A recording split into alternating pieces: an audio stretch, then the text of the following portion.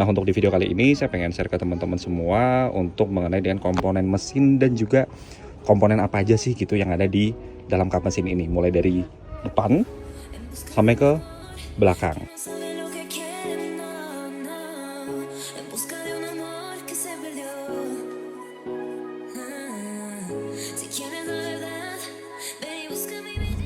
Halo teman-teman, kembali lagi di channel Garasi Langit.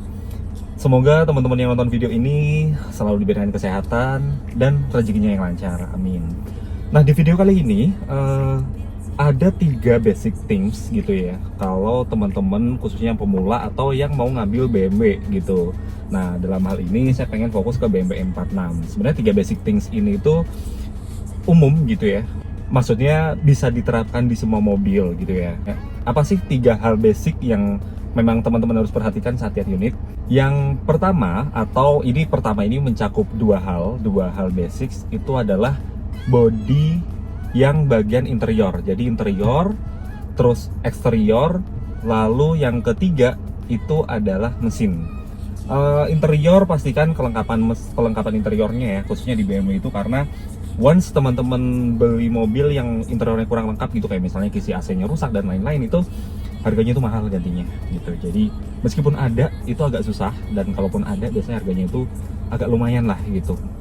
Nah, untuk yang kedua, eksterior pastikan untuk cat-catnya nggak ada yang baret-baret dan lain-lain. Kalaupun misalnya ada yang baret atau catnya kurang bagus, ya teman-teman hanya tinggal spare budget untuk rekondisi gitu ya, atau peremajaan rekondisi untuk bagian eksteriornya. Termasuk juga kelengkapan ya, kayak lampu dan lain-lain, pastikan semuanya itu dalam tanda kutip itu sesuai dengan patternnya BMW gitu. Dalam artian jangan yang kebanyakan bahasa kasarnya itu norak gitu ya, warna-warni gitu lampunya dan lain-lain.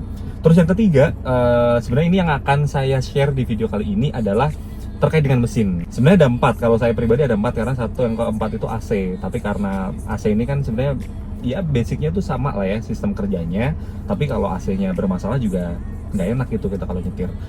Nah, di video kali ini saya pengen share detail, khususnya buat teman-teman kita mau belajar bareng, ngajak teman-teman belajar bareng untuk mengenal mesin BMW, khususnya mesin BMW E46 untuk yang kode mesin M43.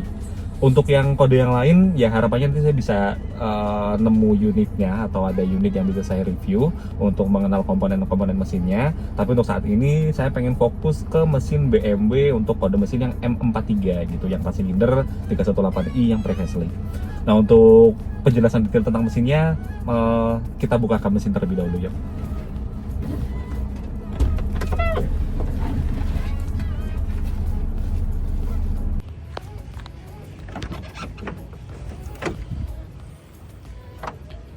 Oke teman-teman, jadi ini dia untuk bagian engine atau engine bay-nya dari mesin BMW M46 yang M43. Jadi mesin ini itu terkenal di BMW M46 adalah salah satu mesin yang paling reliable. Jadi kalau ngomongin ranking mesin paling reliable itu adalah di M46, itu adalah di seri M. Jadi M43 atau yang versi 6 silindernya itu ada di M52 atau di M54. Nah, untuk di video kali ini saya pengen share ke teman-teman semua untuk mengenai dengan komponen mesin dan juga komponen apa aja sih gitu yang ada di dalam kap mesin ini, mulai dari depan sampai ke belakang.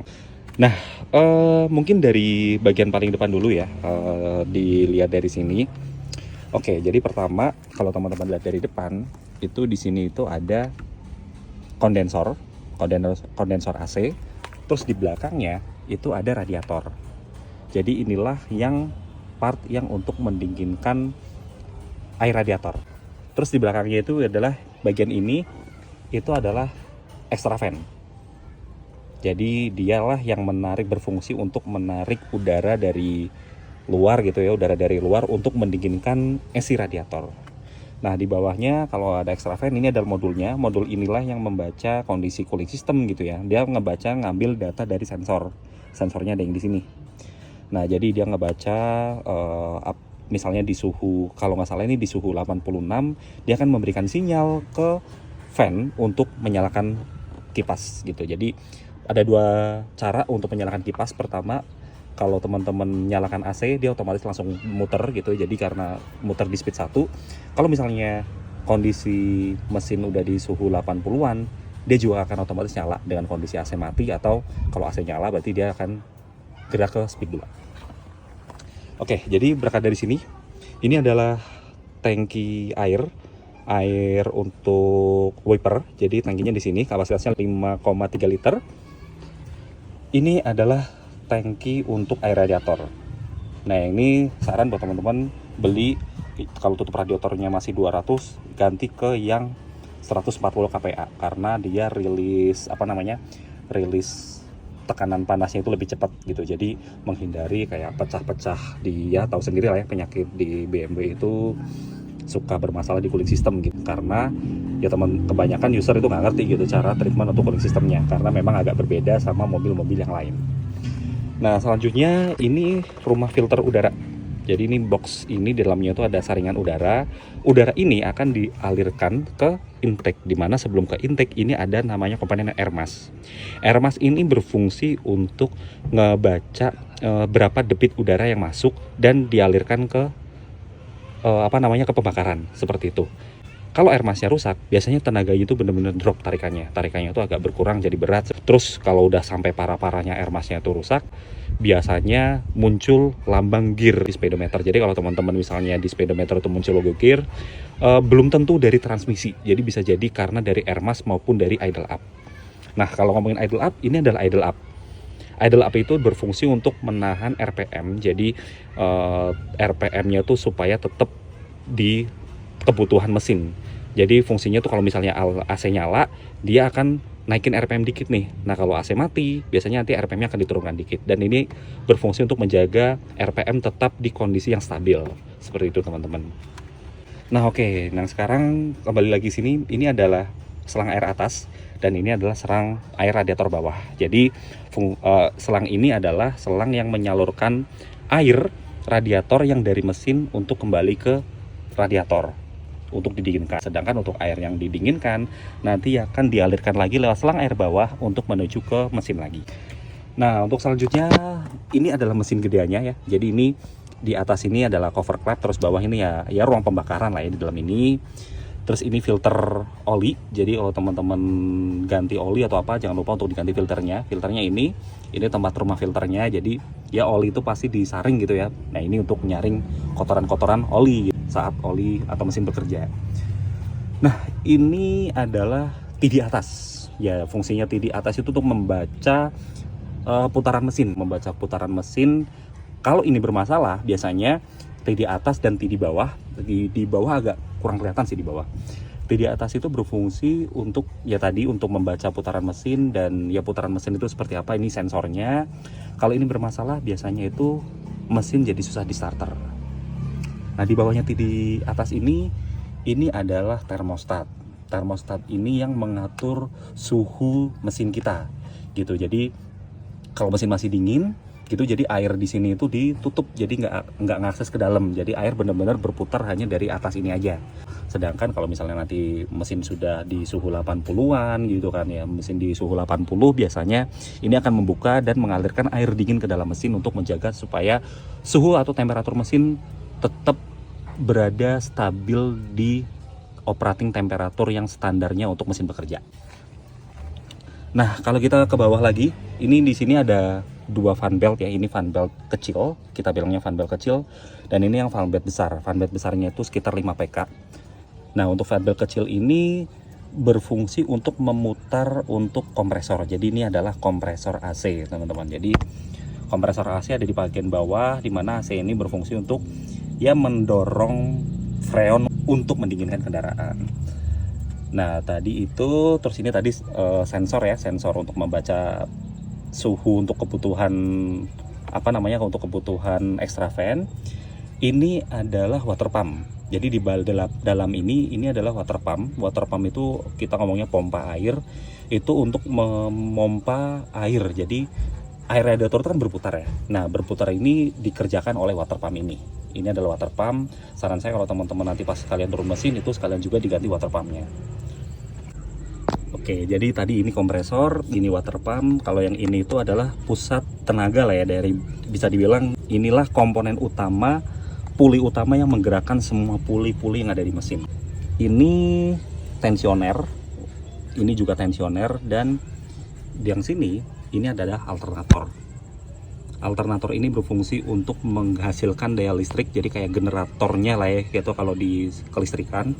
Ini ada alternator, di bawahnya alternator, sorry agak susah nih. Di bawahnya alternator ini adalah pompa power steering. Jadi karena ini masih hidrolik ya, power steeringnya hidrolik, jadi dia juga dipompa oleh puli. Jadi ini untuk mendorong atau apa yang memberikan tekanan agar oli berputar di power steeringnya gitu, di power steering. Nah ini pipa penampungan untuk power steering. Jadi pastikan ini nggak ada rembes ya. Jadi ini biasanya suka rembes, apa bagian atas ini ada karetnya. Kalau memang rembes segera diganti aja.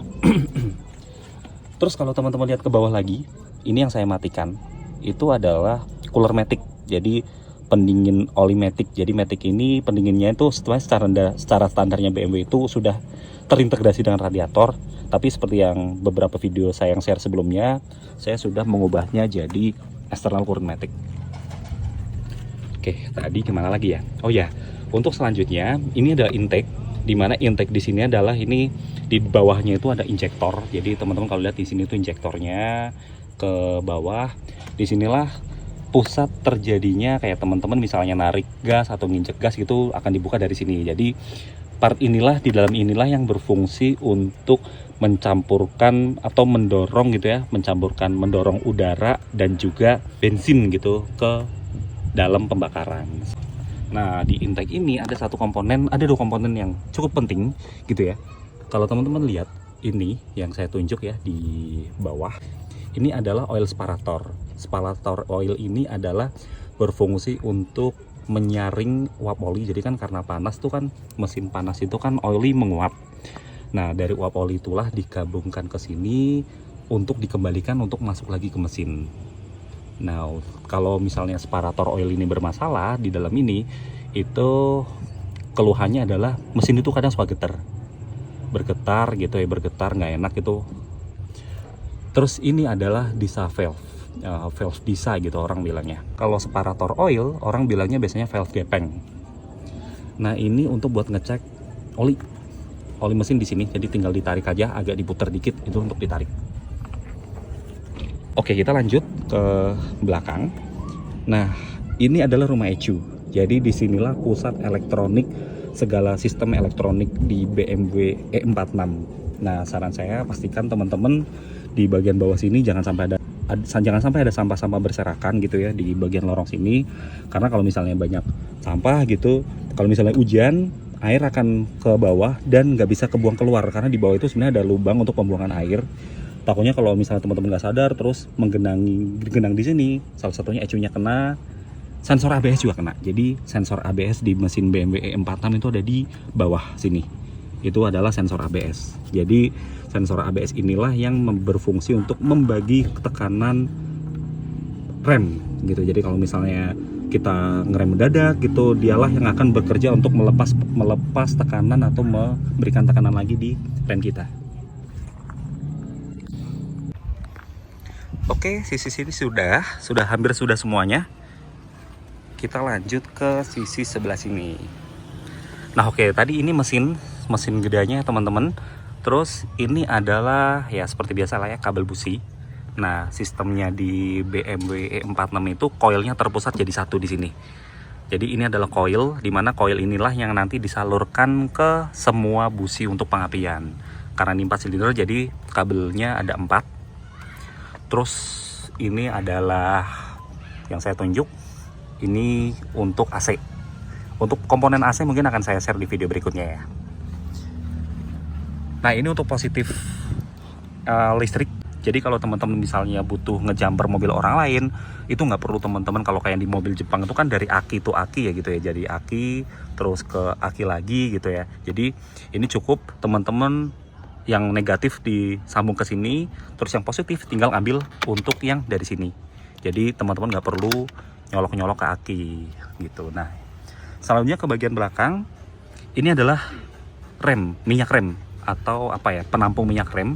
Sedangkan ini adalah booster remnya. Jadi kalau teman-teman nginjek rem gitu ya, akan memberikan tekanan ke sini. dari minyak rem ini juga akan memberikan tekanan ke minyak rem, di mana minyak rem ini nanti akan disalurkan ke sisi sana yang tadi ada sensor ABS untuk disalurkan ke semua roda gitu. Jadi inilah part untuk mengatur pengereman, komponen pengereman mobil kalian. Oke, dan untuk bagian sini ini adalah injektornya. Jadi inilah sistem injeksi yang warna apa ya, kayak pipa. Dan inilah yang berfungsi untuk menyemprotkan bahan bakar atau bensin gitu ya, dari tangki bensin ke mesin di dalam sini. Ini tutup oli. Jadi tutup oli ini tuh untuk ngisi oli ya di sini. Kalau di tulisannya sih ada tulisan rekomendasinya itu Castrol gitu ya. Terus mungkin apa lagi ya? Nah, ini hidrolik untuk angkat kap mesin. Oh ya, di dalam sini ini adalah filter untuk udara, filter udara untuk yang ke dalam kabin. Jadi filternya ada di sini. Saran saya juga ada interval penggantiannya juga. Terus ini kabel ini adalah kabel dari interior dalam ke untuk membuka kap mesin.